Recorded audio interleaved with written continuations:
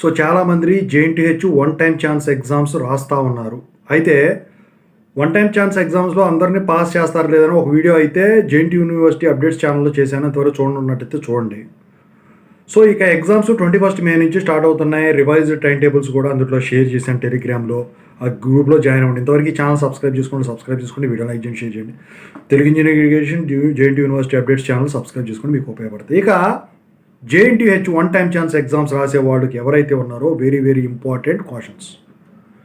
JNTH కొన్ని rules release చేసింది. ఏంటంటే మీరు ఎగ్జామ్ రాసేటప్పుడు జనరల్గా ఏంటంటే మీ డీటెయిల్స్ అనేవి ఏవైతే ఉంటాయో పేపర్ వాల్యుయేషన్ చేసే వాళ్ళకు ఒక్కటి కూడా దొరకదు.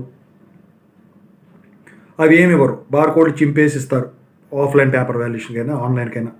అసలైతే ఆఫ్లైన్ అంటున్నారు ఇప్పుడు మీకు.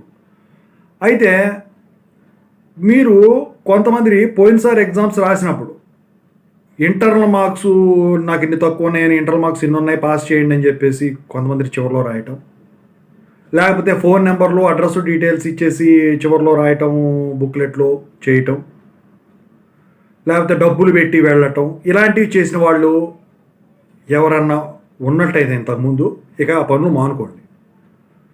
జేఎన్టీహెచ్ వాటిని మాల్ ప్రాక్టీస్ కేసుల కింద కన్సిడర్ చేస్తుంది.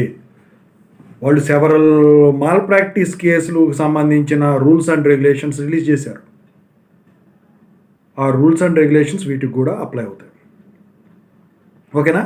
సో మీరు ఇట్లాంటి ఏమైనా డీటెయిల్స్ చెప్పడం కానివ్వండి, లేకపోతే ఇలాంటి ఇంతకుముందు చెప్పినవి అవి కానివ్వండి, ఇలాంటివి కనుక ఏముంటే మర్చిపోండి. క్యాలిక్యులేటర్ తీసుకెళ్ళిన అందుట్లో ఈ మెన్షన్ ఆన్సర్లు ఉండేవి, ప్రోగ్రామ్ కూడా ఉంటాయి కదా, అలాంటివి అవి ఉంటే మాత్రం ఎరేజ్ చేసేసుకొని వెళ్ళండి. స్మార్ట్ వాచ్లు not allowed, mass copying is not allowed, బయట వాళ్ళ వలన హెల్పర్స్ పెట్టుకున్నా నాట్ అలౌడ్. బుక్లెట్ చింపున్నా కూడా ఏంటంటే బుక్లెట్ కనుక మీరు పొరపాటుని చిరుగున్నా కూడా చూసుకోండి, చెప్పండి వాళ్ళకు ముందు కనుక వస్తే. ఒకవేళ మీ చేతిలో కనుక చింపితే మాత్రం అయిపోయినట్టే. ఒకవేళ ఏదన్నా అయ్యి కాపీ కనుక మాల్ ప్రాక్టీస్ అయ్యి దొరికితే మాత్రం ఇన్విజిలేటర్తో కానీ అక్కడికి వచ్చే అబ్జర్వర్తో కానీ ఆర్గ్యూ చేయటం కానీ చేసినట్టయితే you will be punished according to the malpractice rules. అది ఎగ్జామ్ సెమిస్టర్ మొత్తం కూడా క్యాన్సిల్ చేయొచ్చు, ఆ సిరీస్ మొత్తం క్యాన్సిల్ చేయొచ్చు. ఓవరాల్గా ఇవి.